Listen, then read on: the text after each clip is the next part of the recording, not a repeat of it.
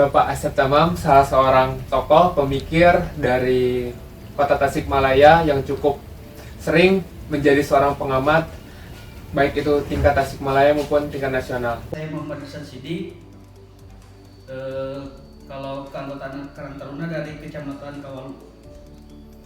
Latar belakang pendidikan S1 Teknik Telekomunikasi di Universitas Tasikmalaya. Saya Gina Silestari, seorang mahasiswa jurusan Kesehatan Masyarakat, Fakultas Ilmu Kesehatan di Universitas Siliwangi.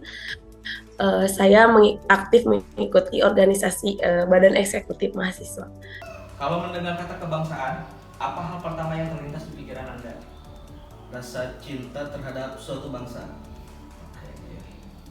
Jadi cinta terhadap bangsa ya Pak? Ya.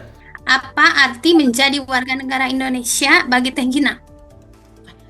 Menurut saya, menjadi warga negara Indonesia itu seperti tadi, kita nggak hanya untuk tinggal di negara, tapi kita juga ikut bertanggung jawab untuk menjaga negara Indonesia sendiri gitu. Sebagai warga negara tuh, kita tuh harus sadar kalau misal tindakan sekecil apapun itu akan berpengaruh terhadap lingkungan kita juga gitu. Terus kayak kita hidup di negara hukum gitu, yang tentunya pasti ada aturan dan nggak sembarangan gitu. Jadi terus juga kita harus peka terhadap keadaan, apalagi di situasi sekarang yang rasa-rasanya Indonesia itu memang tidak baik-baik saja dalam tanda kutip. Jadi ya sebagai warga Indonesia itu kita tentunya harus peduli, bertanggung jawab, dan terbuka terhadap isu-isu yang terjadi saat ini. Menurut Bapak nih saat ini, isu apa sih yang paling cukup serius dihadapi oleh bangsa Indonesia saat ini, khususnya terkait dengan kondisivitas keberlangsungan negara kita, terlebih melihat di media sosial banyak sekali isu-isu yang cukup lumayan rame gitu belakangan ini gitu. Ya, di antara risiko negara demokrasi itu kan adalah bahwa adanya musuh dari dirinya sendiri, musuh dari dalam negerinya sendiri gitu. Kita memang tidak begitu mudah untuk memahami, mengidentifikasi adanya gangguan dari luar gitu, walaupun pasti ada gitu. Tetapi inkondusivitas dan inkondusivitas di Indonesia itu lebih banyak dimunculkan karena perbedaan itu. Artinya musuh negara itu adalah warga negaranya sendiri. Tetapi kenapa kemudian tetap ramai? Karena demokrasi itu sendiri memberikan ruang bagi siapapun, terutama bagi pihak oposisi, untuk berekspresi, untuk berpendapat bebas-bebasnya selama tidak melanggar aturan, melanggar konstitusi, melanggar undang-undang dan aturan-aturan yang berlaku. Nah, jadi isu yang berkembang hari ini yang paling kuat selama bulan Oktober ini misalkan tentang sesuatu yang tidak disangka-sangka, ya bahwa dunia pesantren, dunia ulama itu sekarang sedang dipanasi gitu. Dan kemudian buzzer-buzzer muncul secara sporadis, kemudian juga warga pesantren, insider, outsider itu juga turun gunung mempertahankan. Kemudian juga terjadi hari ini apa yang tidak pernah dibayangkan sebelumnya, bahwa dunia pesantren itu, dunia keulamaan ini benar-benar tengah ditekan. Itu satu ya. Kedua, tentang politik bahwa sejauh ini kita melihat adanya kekuatan yang luar biasa untuk terus mewacanakan mantan Presiden Jokowi ya, dengan keluarganya, dengan mantan menteri-menterinya, mantan orang yang dekat dengannya gitu, terus obok-obok. Dan kemudian ada satu hal yang menjadi sedemikian ramai itu karena hari ini kita masuk dunia digital, di mana yang kita tidak kenal itu bisa menyerang kita dengan membabi buta gitu. Ya, politik, kemudian di situ ada medianya, ada media sosialnya, kemudian juga ada tokoh-tokohnya mungkin mencari kehidupan, walaupun tidak mencari kehidupan, mencari eksistensi. Yang lainnya mungkin tengah meniti karir menuju tokoh, menuju oposisi yang mapan, belajar dari bawah gitu terus sampai dikenal, sampai sedemikian dikenal, kemudian mewarnai mewarnai kehidupan sosial politik Indonesia. Jadi lumayan rumit ya, yang melihat cukup kompleks permasalahan di Indonesia, bukan hanya ancaman dari luar saja, melainkan ancaman dari dalam diri mereka sendiri gitu, entah itu masyarakat yang saling bertikai, merebutkan kekuasaan ataupun dan lain sebagainya. Apa isu terkini yang paling Anda perhatikan di Indonesia saat ini? Kalau misal untuk saat ini, kalau menurut aku dari segi ekonomi dan lingkungan terlebih dahulu, karena banyak masyarakat yang hidupnya masih serba kekurangan gitu, terus jauh dari kata kesejahteraan masyarakat gitu, belum sesuai dengan apa yang ada di undang-undang menurut aku, karena emang kayak berbanding terbalik dan belum ada keseimbangan antara itu. Terus juga dari kesehatan kan kayak belum apa ya, maksimal lah, baik dari segi fasilitas pelayanan ataupun dan lain-lain, karena aku pun dari pengalaman aku untuk terjun ke misal ke puskesmas ataupun ke rumah sakit, banyak sekali keterbatasan gitu, kayaknya gitu. Apa sih isu terkini yang paling Bapak perhatikan di Indonesia saat ini? Isu terkini mungkin di bidang ekonomi ya. Sekarang kan ada Menteri Keuangan yang baru, Kepala Purbaya. Nah, menurut saya beliau sangat konsen gitu terhadap kemajuan ekonomi di Indonesia. Terus tentang Pak Presiden Prabowo, di mana beliau sangat mendukung terhadap kemerdekaan Palestina.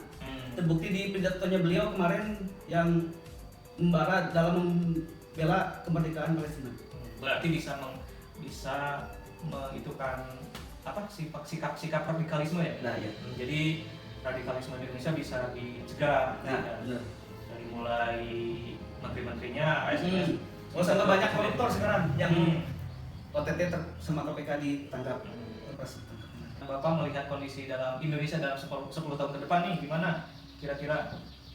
Kalau menurut saya dilihat dari banyak isu-isu kontemporer itu 10 tahun ke depan Indonesia itu gimana sih? mungkin akan lebih maju dari sekarang. Jadi Indonesia emas itu tercapai, Pak. Mudah-mudahan tercapai. Bagaimana cara sederhana menumbuhkan rasa cinta tanah air di era globalisasi seperti ini atau saat ini? Menurut saya, cara menumbuhkan rasa cinta terhadap tanah air itu dimulai dari hal-hal kecil, dimulai dari diri sendiri juga dulu. Dari mulai hal yang sederhana kayak memakai produk lokal, terus juga kayak menjaga lingkungan sosial juga di masyarakat agar tetap bisa menjaga nilai-nilai kayak gotong royong, kerjasama, dan lain-lain. Terus juga di era globalisasi ini kita memang harus pintar-pintar bijak dalam bersosial media ya, karena memang dilihat-lihat media sosial itu akan menjadi ujaran kebencian dan akan memecah belah gitu.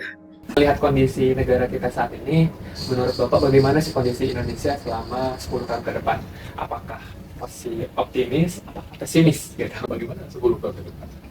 Ya, kita percaya gerakan yang terus digencarkan oleh pemerintah untuk bisa memaksimalkan potensi anak-anak Gen Z hari ini agar 10 tahun ke depan itu mereka benar-benar menjadi generasi emas.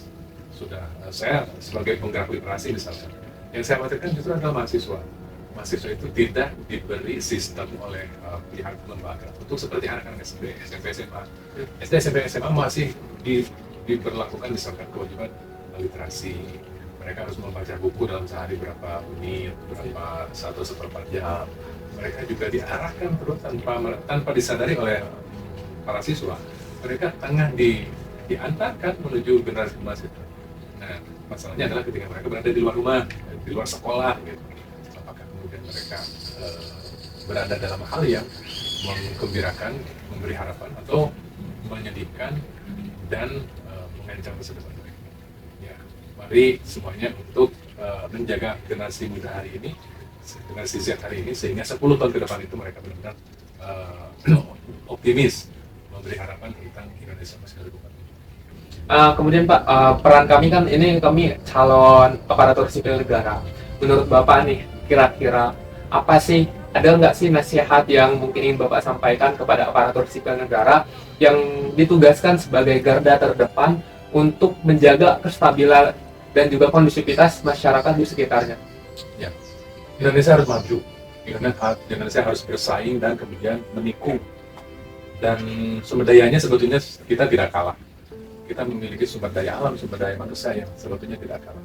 Tetapi kita bisa berkaca kepada negara-negara maju, negara-negara Eropa yang memiliki indeks di hampir semua satuan indeks, indeks kebahagiaan, indeks ketenangan, indeks keamanan, indeks kebersihan, indeks pendidikan, indeks dan lain-lain lah gitu. Itu umumnya dari Eropa ya. Kita melihat di negara-negara tertentu bahwa kehidupan masyarakatnya sudah selesai. Ya, artinya kalau mau maju, lihatlah ke depan. Semua orang melihatnya ke depan, semua maju bersama-sama. Nah, kalau di kita kan mana mungkin bisa maju kalau kita berjalannya ke samping gitu, ngurus batur gitu, ngurus orang lain. Ini nyerang ini nyerang ini ke samping gitu, mana bisa maju gitu. Nah, kalau ditanya nasihat saya terhadap para aparatur sipil negara terutama yang baru itu adalah mencanangkan pemahaman tentang apakah saya juga masuk ke jalur yang berjalan ke pinggir atau berjalan ke depan. Tentu saja secara pribadi harus berpikir ke depan. Maju itu ke depan, bukan ke pinggir gitu. Nah, bukan hanya maju ke depan, tetapi bagaimana mengajak, mempengaruhi orang-orang yang terbiasa untuk majunya ke pinggir, untuk tidak maju-maju gitu. Hayu gue, bahasa Sunda itu hayu, saling sikut, saling hantam, saling serang, saling ejek, saling habisi gitu. Di antara sesama anak bangsa itu untuk kemudian majunya ke depan gitu. Jadi jangan sampai kami ASN yang baru ikut terlibat campur dalam sistem-sistem yang tidak membuat kemajuan itu gitu. Ya. Berdasarkan hasil wawancara dengan beberapa narasumber, dapat diidentifikasi isu kontemporer yang cukup menonjol di Indonesia saat ini, yaitu menurunnya kerukunan masyarakat serta meningkatnya ancaman penyalahgunaan media sosial yang berdampak pada melemahnya wawasan kebangsaan dan semangat bela negara. Berdasarkan analisis USG, Urgency, Seriousness, and Growth, isu ini termasuk dalam kategori sangat mendesak karena perkembangan media sosial yang masif telah memicu polarisasi dan potensi konflik sosial. Tingkat keseriusannya pun tinggi karena dapat mengganggu stabilitas sosial, menurunkan rasa toleransi, dan mengancam keutuhan NKRI. Selain itu, potensi pertumbuhannya juga tinggi, mengingat literasi digital masyarakat masih rendah, sementara penyebaran informasi di media sosial berlangsung cepat dan luas. Oleh karena itu, isu ini harus menjadi perhatian utama semua pihak, terutama ASN, pemuda, dan mahasiswa sebagai agen penguat nilai-nilai kebangsaan. Setelah ditemukan masalah tersebut, maka dilakukanlah analisis melalui analisis Fishbone. Penurunan wawasan kebangsaan dan semangat bela negara dipengaruhi oleh beberapa faktor utama dari sisi manusia, kurangnya kesadaran dalam bermedia sosial, lemahnya sikap toleransi, serta menurunnya semangat cinta tanah air menjadi penyebab utamanya. Dari sisi media dan teknologi, penyalahgunaan media sosial serta rendahnya literasi digital memperburuk keadaan. Sementara itu, dari aspek pendidikan, nilai kebangsaan dan bela negara belum diterapkan secara kontekstual dan berkelanjutan. Faktor ekonomi dan sosial seperti ketimpangan kesejahteraan juga memicu kecemburuan sosial dan potensi konflik. Sedangkan dari sisi pemerintah, belum optimalnya peran ASN dalam menjadi teladan publik serta lemahnya sinergi antar instansi turut memperparah permasalahan ini.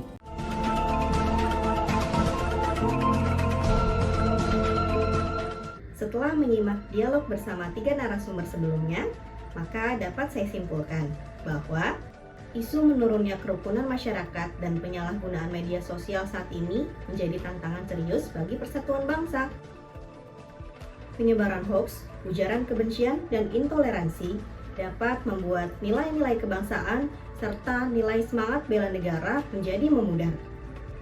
Untuk itu, diperlukan upaya bersama dari semua pihak yang memang memiliki peran penting dalam hal ini, seperti ASN, para pemuda, dan mahasiswa, untuk menumbuhkan kembali rasa cinta tanah air melalui tindakan nyata dalam kehidupan sehari-hari. Dengan semangat kebangsaan dan wawasan bela negara yang kuat, kita dapat menghadapi dinamika zaman tanpa kehilangan jati diri sebagai bangsa Indonesia yang rukun, beradab, dan bersatu.